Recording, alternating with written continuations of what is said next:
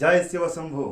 দুর্গা পুজোর দশমী পুজো, এই দুর্গা পুজোর দশমী পুজো যেই পুজোটা বাড়িতে আমরা সবাই করে থাকি, তো সেই পুজো যদি বাড়িতে ছেলেরা করে তো কি ফল পাওয়া যায় বা কি লাভ হয়, তো এই নিয়েই আজ আমরা কয়েকটা কথা বলবো।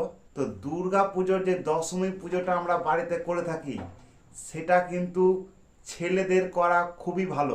বিশেষ করে দশমী পুজোতে যে ঘট আমরা বাড়িতে বসাই, সেই ঘটে যদি ছেলেরা পুজো করে তো এতে অনেক কিছু হতে পারে। যদি ওই ঘটে ছেলেরা পুজো করে তো বাড়িতে সংসারে উন্নতি হয়। এই দশমী পুজোর একটা মাহাত্ম্য আছে। এই দশমী পুজো রামচন্দ্র করেছিলেন, যা তার লক্ষ্য ছিল রাবণ বধের, কিন্তু রাবণ বধে তিনি সফল হয়েছিলেন।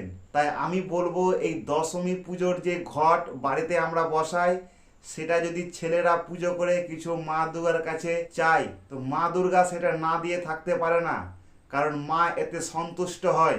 সনাতন ধর্মে একটা প্রচলিত আছে, দুর্গা দুর্গতি নাসিনী।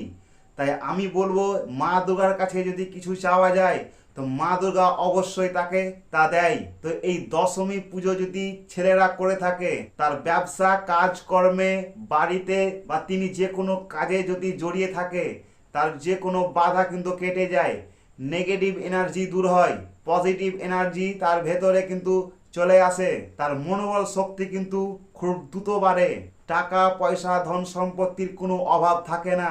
অনেকেই হয়তো বলবে এর পেছনে কোনো যুক্তি নেই, কিন্তু আমি বলবো জীবনে প্রথমবার তুমি করে একবার দেখো, হয়তো তোমার এটাই প্রথম বা এটাই শেষ। তুমি যদি এই মা দুর্গার দশমী পুজো যদি বাড়িতে করো তো ফল তুমি অবশ্যই পাবে।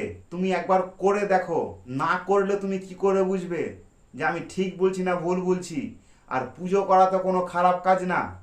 একবার করে দেখো, রেজাল্ট তুমি অবশ্যই পাবে। জয় শিবশম্ভু।